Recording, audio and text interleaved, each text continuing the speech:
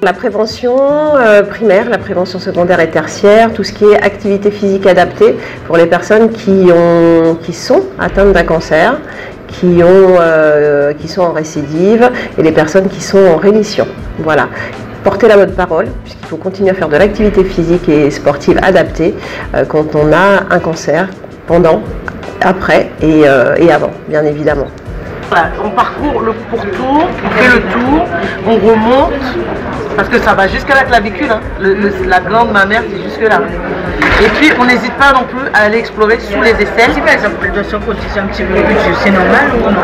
Alors quand on est allongé, ben, normalement, debout, on sent peut-être oui, un petit peu des pressions. Allongé, il faut vérifier. Après, comme je vous dis, la chance qu'on a, c'est qu'on est quand même symétrique.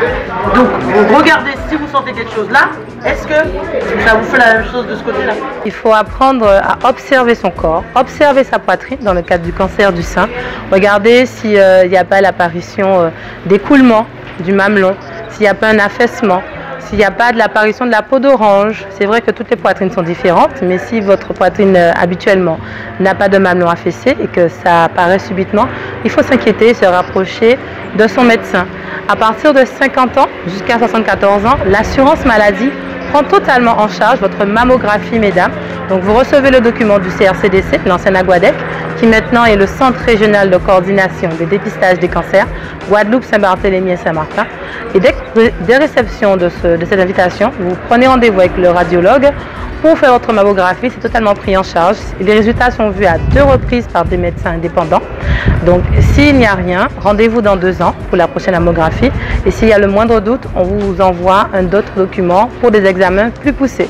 Et avant 50 ans, si vous avez un doute, homme comme femme, n'hésitez pas à demander à votre médecin de faire la palpation ou même à votre gynécologue.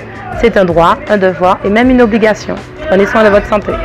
Octobre Rose, c'est focus sur le cancer du sein qui est une maladie féminine entre guillemets, mais qui atteint aussi les hommes en moindre pourcentage, mais donc qui s'adresse à tout le monde, n'est-ce pas?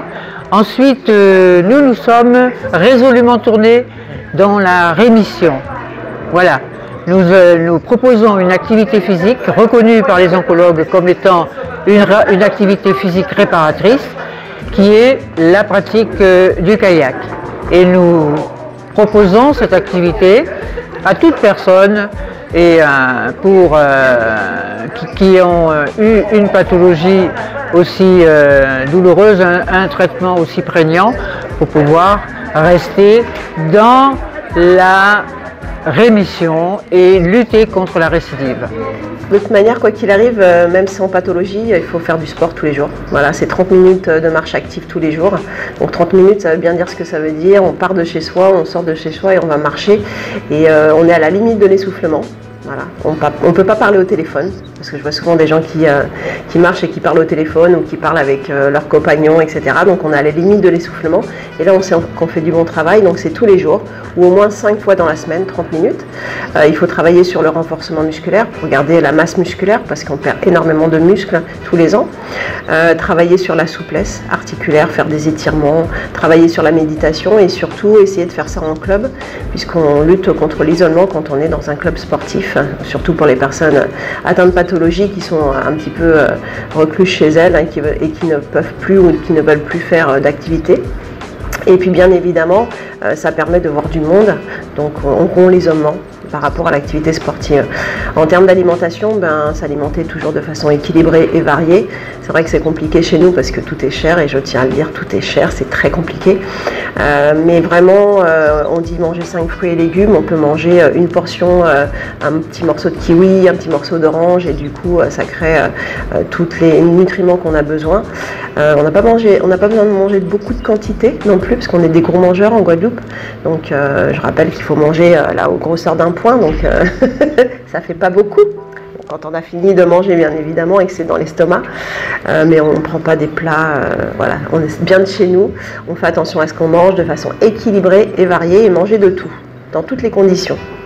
Aujourd'hui, nous sommes au CECAS pour sensibiliser autour de l'action contre le cancer du sein pour les femmes du gosier, ainsi pour sensibiliser aussi les messieurs Autour de cette action, on a plusieurs associations qui se sont déplacées, notamment Madame Gatti Belza, on a Winnie, Winnie qui est avec nous, et aussi notre assistante pour la sensibilisation, la palpation, apprendre tous les gestes du quotidien que la femme doit faire pour prévenir du cancer. Bien sûr, c'est une bonne organisation, surtout pour les femmes.